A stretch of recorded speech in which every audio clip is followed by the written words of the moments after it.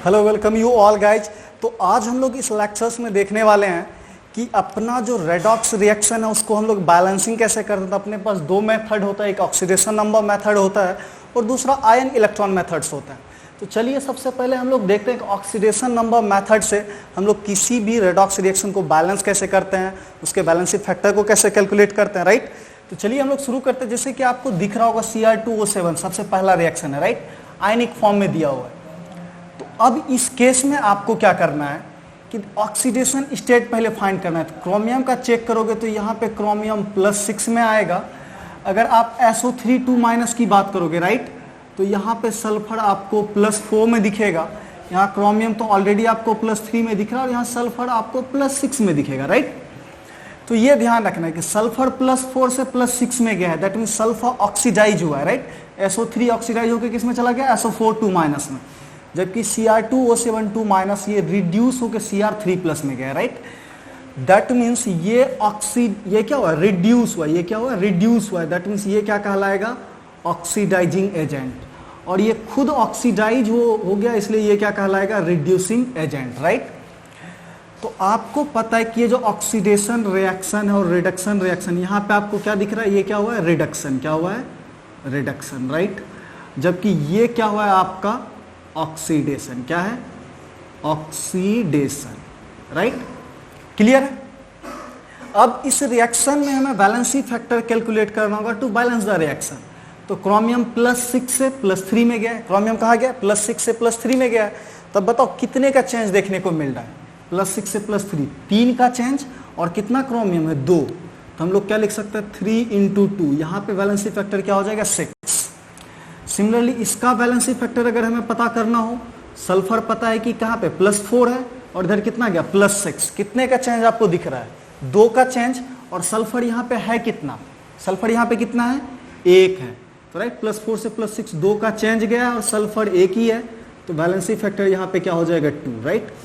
अगर आपको दोनों का बैलेंसिंग फैक्टर पता चल गया है तो बस क्या करो, उल्टा करके मल्टीप्लाई कर दो, राइट। 6:2 ये रेशियो क्या हो गया, 6:2 का, या आप इसको 3:1 का भी रेशियो लिख सकते हो, राइट। कोई डाउट नहीं, तो खैर फिलहाल मैं वैसे ही लिख दे रहा हूं। तो आप क्या करोगे, इसका जो ऑक्सीडेशन बैलेंसिंग फैक्टर है इससे हम लोग इसको मल्टीप्लाई कर देते हैं। दैट मीन्स ये किससे मल्टीप्लाई हो जाएगा, 6 से, और इसके बैलेंसिंग फैक्टर से ये मल्टीप्लाई हो जाएगा, राइट। तो अब इतना करने के बाद देखो क्रोमियम 4 हो गया, तो बैलेंस करने के लिए आप यहाँ पे 4 क्रोमियम लगा दो। सल्फर ध्यान से देखो यहाँ पे कितना है, 6 है, राइट। तो इधर भी 6 सल्फर होना चाहिए, तो 6 हो गया, राइट। अब रही बात की सर ऑक्सीजन बैलेंस नहीं हो रहा है, बाकी चीजें तो बैलेंस है बट ऑक्सीजन बैलेंस नहीं है। तो ऑक्सीजन बैलेंस करने के लिए एसिडिक मीडिया है। क्या है, एसिडिक मीडिया है। तो जिधर ऑक्सीजन एक्स्ट्रा है, राइट, तो देख लीजिए इधर कितना ऑक्सीजन है, 7, और देखिए 2 है × 7 14 हो गया, और यहाँ पे 18 हो गया। 14 और 18 32 ऑक्सीजन लेफ्ट साइड है, और राइट साइड की बात करेंगे तो सिर्फ 24 ऑक्सीजन ही है। क्या है, 24 ऑक्सीजन ही है। तो एक्स्ट्रा कितने ऑक्सीजन की जरूरत पड़ेगी, ध्यान से देख लीजिए, 24 है और टोटल 32 है, दैट मीन्स 8 ऑक्सीजन की जरूरत पड़ेगी। तो आपको करना क्या है, यहाँ पे 8 H2O, ऑक्सीजन बैलेंस हो गया। तो अब एक्स्ट्रा बच क्या गया, H+, क्या बच गया, H+। तो कितना H+ एक्स्ट्रा आ गया, 8 दूना 16। तो अब आपको क्या करना है कि +16 H+ आप इधर ऐड कर दो, राइट। तो इस तरह से आपका रिएक्शन बहुत आसानी से बैलेंस हो जाएगा। तब इसको बैलेंस्ड फॉर्म में हम कैसे लिख सकते हैं, ध्यान से देखिए। अब देखिए यहाँ पे 4 है, यहाँ पे 16 है, राइट। तो ये कैसे हो जाएगा, 2 Cr2O7 2- +6 SO3 2- +16 H+, क्या हो गया, 16 H+। इसको हम कैसे लिख सकते हैं, 4 Cr3+ +6 SO4 2- +8 H2, राइट। तो अब देखिए रिएक्शन आपका ऑलरेडी बैलेंस है, इसमें अब आपको कोई भी डाउट नहीं होना चाहिए। क्लियर है। हम लोग कैसे करते हैं इस रिएक्शन को बैलेंस। अब आप देखोगे तो 2 सब जगह कॉमन आ सकता है, तब 2 कॉमन लेके भी लिख सकते हो। इसको क्या हो जाएगा, Cr2O7 2- +3 SO3 2- +8 H+। इसको क्या लिख सकते हैं, 2 Cr3 plus 3 SO4 2 minus plus 4 H2, right. तो ये रिएक्शन आपका कंप्लीटली क्या हो गया, बैलेंस्ड हो गया, राइट। तो सेम वे अगर हम इसकी बात करें, राइट, तो इस रिएक्शन की तरफ आते हैं कि यहां पे देखिए फिर से हमें वही काम करना होगा। ऑक्सीडेशन स्टेट Mn का चेक करोगे तो +7 आएगा, ब्रोमीन का चेक करोगे तो -1 होगा, यहाँ पे चेक करोगे तो +4 होगा, और यहाँ पे अगर आप चेक करते हो तो ये +5 है। तो अब देखिए Mn +7 से +4 में गया, कितने का चेंज, 3 का चेंज, और एक ही Mn है, तो यहाँ पे वैलेंसी फैक्टर कितना हो जाएगा, 3। ब्रोमीन के लिए चेक करेंगे तो ये -1 से +5, कितने का चेंज हुआ है, 6 का, और कितना ब्रोमीन, एक ही है, तो यहाँ पे वैलेंसी फैक्टर क्या हो जाएगा, 6, राइट।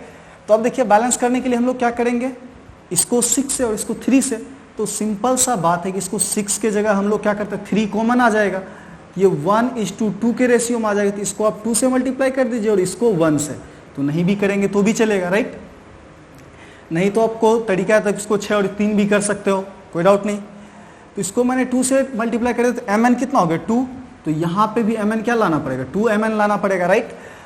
तो अब देखिए आपका रिएक्शन ऑलरेडी बैलेंस्ड होगा, यहाँ पे 2 Mn है, राइट, एक ब्रोमीन इधर है, एक ब्रोमीन इधर है, राइट। तब करने की जरूरत है। रही बात अब ऑक्सीजन को बैलेंस करने की, तो ऑक्सीजन को बैलेंस करने के लिए इधर देखिए 4 × 2 8 है, कितना है, 8 ऑक्सीजन है।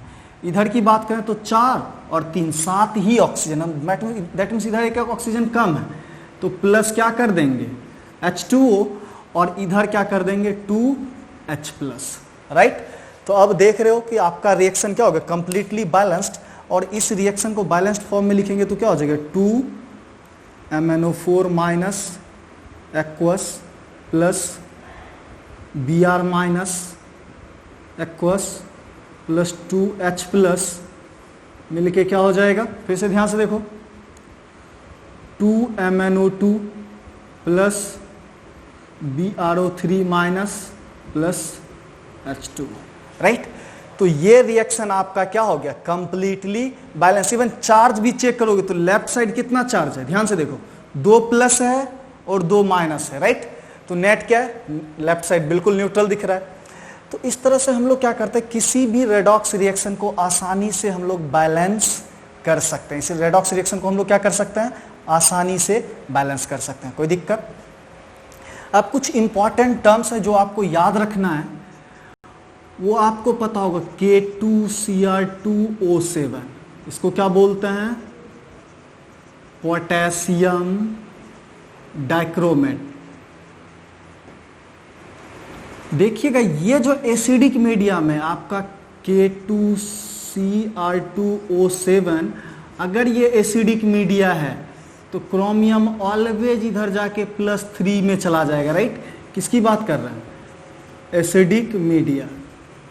एसिडिक मीडिया मतलब क्या होगा, इधर H+ है, तो क्रोमियम ऑलवेज उधर +3 में जाता है, ये हमेशा ध्यान रखिएगा। और दूसरा इंपॉर्टेंट टर्म जो है वो है आपका KMnO4, इसको हम लोग बोलते हैं पोटेशियम परमैग्नेट। तो पोटेशियम परमैग्नेट के लिए ध्यान रखिएगा कि अगर एसिडिक मीडिया है, राइट, दैट मीन्स KMnO4 को अगर H+ के साथ लेंगे तो ये राइट साइड ऑलवेज Mn2+ में जाएगा, राइट। अगर आप न्यूट्रल मीडिया लेते हो, न्यूट्रल मीडिया, दैट मीन्स आपका जो KMnO4 है ये नॉर्मल वाटर में जाएगा, राइट, कोई चीज नहीं रहेगा, तो ये किस में चला जाएगा, MnO2 में, दैट मीन्स ये +4 ऑक्सीडेशन स्टेट में जाएगा, राइट। इधर देखिए ये हमेशा क्या है, +7 है, क्या है, +7, +7 से +2 कहाँ चला जाता है, एसिडिक मीडिया में। न्यूट्रल मीडिया में +7 से +4, राइट। और अगर हम बात कर रहे हैं बेसिक मीडिया की, तो बेसिक मीडिया में जो आपका KMnO4 है, बेसिक मीडिया मतलब क्या होगा, OH- होगा, तो ये चला जाता है आपका K2MnO4, दैट मीन्स ये आएगा +6 ऑक्सीडेशन स्टेट में, राइट। तो यहां से हम कंक्लूड क्या करते हैं कि यहां पे जो आपका वैलेंसी फैक्टर है +4 से +2, दैट मीन्स क्या आ जाएगा 5 का। यहाँ पे अगर न्यूट्रल मीडियम इसका वैलेंसी फैक्टर KMnO4 की बात करूँ तो +7 से +4 गया है तो 3 का चेंज आया, तो यहाँ पे वैलेंसी फैक्टर 3। और बेसिक मीडियम इसके वैलेंसी फैक्टर की बात करेंगे तो +7 से +6 गया, मतलब 1 का चेंज आया, राइट। और इसका बैलेंसी फैक्टर तो ऑलवेज आपको पता है कितना होगा, +6, राइट। तो इस तरह से हम देखते हैं कि बैलेंसी फैक्टर को फाइंड करते हैं और यहाँ से बहुत बार पूछा जाता है इक्विवेलेंट वेट। तो पता है कि molecular weight by valency factor होता है, तो क्या हो जाएगा मॉलिक्यूलर वेट बाय 5। यहाँ बात करें इक्विवेलेंट वेट की तो ये क्या हो जाएगा मॉलिक्यूलर वेट बाय 3। और यहाँ पे अगर हम लोग इक्विवेलेंट वेट की बात करें तो क्या हो जाएगा molecular weight by 1, that means वही रह जाएगा। तो इस तरह से पोटेशियम परमैंगनेट और डाइक्रोमेट का अलग अलग मीडिया में इक्विवेलेंट वेट से बेस्ड, राइट। नीट और जेईई ने डायरेक्ट क्वेश्चन पूछा है कि equivalent weight of KMnO4 in basic media और न्यूट्रल मीडिया और एसिडिक मीडिया, राइट। तो ये चीज़ें आपको ध्यान रखनी है। और ये था आपका बेसिक बैलेंसिंग। तो रिएक्शन को हमने बैलेंस कैसे किया कि एक का वैलेंसी फैक्टर को दूसरे से मल्टीप्लाई कर दिया और दूसरे के वैलेंसी फैक्टर को इससे मल्टीप्लाई कर दिया। और जहां तक बात आती है ऑक्सीजन को बैलेंस करने की, अगर आपका बेसिक मीडिया है तो इधर OH- ले लीजिए और राइट साइड वाटर ले लीजिए। अगर एसिडिक मीडिया है तो आप इधर H+ और राइट साइड वाटर ले लीजिए, राइट। तो बहुत ही सिंपल तरीका है कि अगर हाइड्रोजन ऑक्सीजन को बैलेंस करना हो तो H+ और OH का हम लोग एसिडिक मीडिया में यूज करते हैं और OH- का बेसिक मीडिया में यूज करते हैं, राइट। अगर मीडिया ना मेंशन हो तो आप अपने मन से एसिडिक या बेसिक जो भी कंसीडर करना है कर सकते हो। तो आई होप कि तुम्हें ये रेडॉक्स मेथड से रिएक्शन का बैलेंसिंग समझ में आया होगा। अलग अलग कंडीशन में KMnO4 और K2Cr2O7 का इक्विवेलेंट वेट क्या होता है वो भी आपको इस रेडॉक्स मेथड से पता चला होगा। साथ ही हमने प्रीवियस लेक्चर और इस लेक्चर में भी देखा है कि हमने बैलेंसी फैक्टर कैसे कैलकुलेट करते हैं। ये आपके इक्विवेलेंट कॉन्सेप्ट के लिए काफ़ी इंपॉर्टेंट है। नाउ अब अपने पास जो छोटा सा पार्ट बच गया है वो balancing of the reaction using ion electron method है, राइट। तो एक बार आप इसे कॉपी करो फिर हम उस तरफ जाएंगे।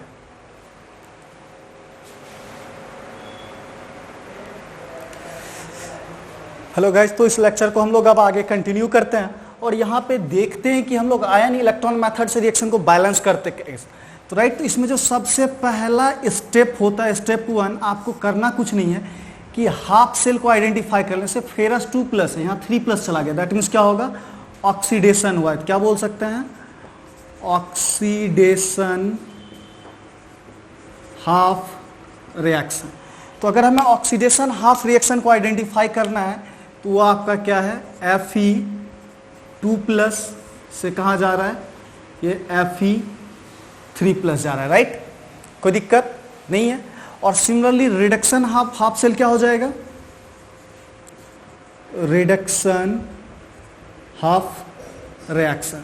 तो जो रिडक्शन का हाफ रिएक्शन है अगर हम बात करें उसकी तो यहाँ पे देखिए आपका क्या है Cr2O7 2- वो रिड्यूस होके कहाँ चला गया है Cr3+ में। तो पहला काम क्या होगा, दोनों रिएक्शन को आप क्या कर लो सेपरेट कर लो, राइट।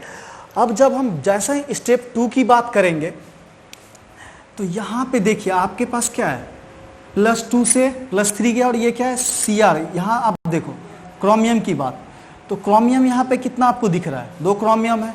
तो बैलेंस करने के लिए हम लोग इधर भी क्या कर देंगे 2 क्रोमियम कर देंगे, राइट। क्लियर है। अब रही बात ऑक्सीजन की, ध्यान से देखिए इधर कितना ऑक्सीजन है 7 ऑक्सीजन, तो कोई ऑक्सीजन नहीं है, दैट मीन्स क्या करना पड़ेगा 7H2O। और हमने जैसे ही उधर 7H2O किया, देखिए हाइड्रोजन इधर कितना बच जाएगा 14 हाइड्रोजन हो गया, दैट मीन्स हमें क्या करना पड़ेगा 14H+ को ऐड करना पड़ेगा, राइट। कोई दिक्कत। तब देखिए क्रोमियम 2 है, 2 क्रोमियम हो गया, 14H+ है, 14 हाइड्रोजन हो गया, 7 ऑक्सीजन है, 7 ऑक्सीजन भी हो गया। अब अपने पास क्या है, राइट। मैं स्टेप 2 करके अलग से नहीं लिख रहा हूं, मैं यहीं पे कर दे रहा हूं। तो स्टेप 2 में अब आपको क्या करना है कि चार्ज देखिए राइट साइड कितना चार्ज है, 1 क्रोमियम पे 3 और 2 क्रोमियम है तो 6 पॉजिटिव चार्ज है।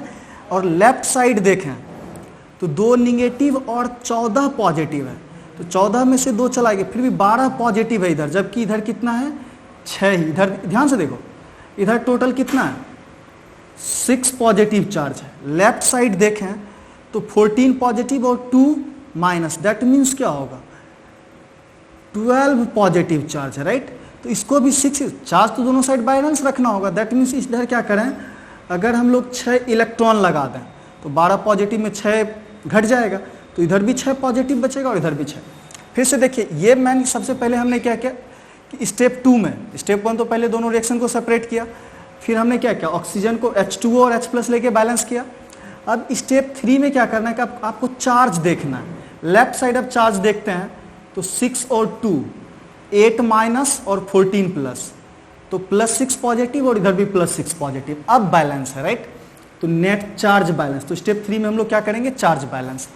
सिमिलरली यहाँ पे तो ऑक्सीजनर की बात है नहीं तो हम लोग उस पर जाएंगे नहीं, तो अब हमें चार्ज बैलेंस करना है। क्या करना है, इधर 3+ है, इधर 2+ है। दैट मीन्स इधर अगर हम एक इलेक्ट्रॉन लगा दें तो ये भी 2+ बचेगा और ये भी 2+ बचेगा, राइट। तो अब यहाँ तक तो आपको क्लियरली पता चल गया दोनों पार्ट का, ये पार्ट 1 है और ये आपको पार्ट 2 हो गया, राइट। तो स्टेप वाइज में आपको समझ में आया। सबसे पहला स्टेप हमने क्या किया, ध्यान से देखिए, सबसे पहला स्टेप हमने क्या किया, दोनों हाफ सेल रिएक्शन को लिखा। एक बार मैं इसे मिटा दे रहा हूँ, फिर से मैं करके दिखाता हूँ। तो सबसे जो पहला स्टेप है उसमें हमने क्या किया, दोनों साइड ध्यान से देखिए, आपको क्लियरली चीजें समझ में आ जाएंगी। फिर से ध्यान से देखो, पहला स्टेप, दोनों हाफ सेल रिएक्शन है, यहाँ तो ऑक्सीजन की कोई बात हो नहीं रही है, राइट। इसलिए हमें बस सिर्फ चार्ज बैलेंस करना है। इधर एक आयरन है, इधर एक आयरन है, कोई ऑक्सीजन हाइड्रोजन ना इधर है ना इधर है। दैट मीन्स चार्ज बैलेंस करने के लिए क्या करना पड़ेगा, बस +1 इलेक्ट्रॉन मुझे करना पड़ा। लेकिन जैसे हम इस साइड की बात करेंगे तो यहाँ देखिए 7 ऑक्सीजन है, यहाँ कोई ऑक्सीजन नहीं है। दैट मीन्स 7 ऑक्सीजन कैसे ला सकते हैं, 7 H2O, लेकिन उसके साथ ही 14 हाइड्रोजन भी आ गया, तो बदले में आपको क्या करना पड़ेगा, 14 H+ भी करना पड़ेगा। अब देखिए सारा का सारा आइटम, इधर 2 क्रोमियम है तो हमने क्या किया, इधर भी 2 क्रोमियम कर दिया, बैलेंस्ड है। अब ना चार्ज बैलेंस देखना है, तो इधर नेट देखोगे तो कितना होगा, -2 और +14, एक हाइड्रोजन पे +1 तो 14 हाइड्रोजन है, +14 और यहाँ 2 माइनस है, तो यहाँ पे +12 है। और जबकि यहाँ बात करें तो एक पे +3 और 2 है, तो क्या होगा, +6। दैट मीन्स इधर अगर हम 6 माइनस कर दें, -6, तो बैलेंस हो जाएगा चार्ज। दैट मीन्स हम क्या करते हैं, 6 इलेक्ट्रॉन को इधर ऐड कर देते हैं, राइट। इसीलिए इसको आयन इलेक्ट्रॉन मेथड बोला जाता है कि इलेक्ट्रॉन और आयंस को यूज करके हम लोग चार्ज को बैलेंस करते हैं। यहाँ पे ऑलरेडी चार्ज बैलेंस्ड है, तब 2 रिएक्शन बन गया, एक पहला और ये दूसरा रिएक्शन। अब जैसे ही आपको दोनों रिएक्शन मिल गए हैं तो यहाँ देखिए इलेक्ट्रॉन तो बैलेंस रिएक्शन में रहता नहीं है। दैट मीन्स हम क्या करेंगे, इस रिएक्शन को 6 से मल्टीप्लाई करके तब ऐड करेंगे। तो इसको 6 से मल्टीप्लाई करेंगे तो क्या हो जाएगा, Fe2+6 इक्वल टू क्या हो जाएगा, 6 Fe3+6 इलेक्ट्रॉन, राइट। और इस रिएक्शन को लिखें तो ये क्या हो जाएगा, Cr2O7 2- plus 14H+ plus 6 electron equal to क्या हो जाएगा, 2Cr3+ प्लस 7H2। अब इस रिएक्शन को ओवरऑल देख लो, 6 इलेक्ट्रॉन है, 6 इलेक्ट्रॉन है, कट गया। तो अब अपने पास बच क्या गया, ध्यान से देखो, पूरे रिएक्शन को मैं एक साथ लिख दे रहा हूं यहाँ पे। तो आपको सबसे पहला है Cr2O7 2- प्लस 6 Fe2+, राइट। 6 क्या हो गया, Fe2+, अब प्लस क्या हो जाए 14H+ प्लस 14H+, राइट। और राइट साइड क्या बचेगा, 6, या आप लिख सकते हो 2Cr3+ plus 6 Fe3+ plus 6 Fe3+ अब प्लस क्या है 7H2O, प्लस क्या है 7H2O। तो इस तरह से देखते हो कि आप रिएक्शन को आयन इलेक्ट्रॉन मेथड से किस तरह से बैलेंस कर सकते हो, राइट। तो इसमें मैंने सबसे पहले क्या बताया कि दोनों हाफ सेल रिएक्शन को सेपरेट कर लो, फिर क्या करो, दोनों हाफ सेल में ऑक्सीजन और हाइड्रोजन को बैलेंस करना है, राइट। तो ऑक्सीजन को हम लोग कैसे बैलेंस करते हैं, राइट साइड H2O और left side H+ acidic media में, और बेसिक मीडिया में हम लोग क्या करेंगे कि राइट साइड H2O और लेफ्ट साइड OH-, राइट। तो ये ध्यान रखना कि इस रिएक्शन के लिए बैलेंसिंग का तरीका क्या होता है, एसिडिक मीडियम में हो तो इधर H+ लेना है और इधर क्या लेना है, H2O लेना है, राइट।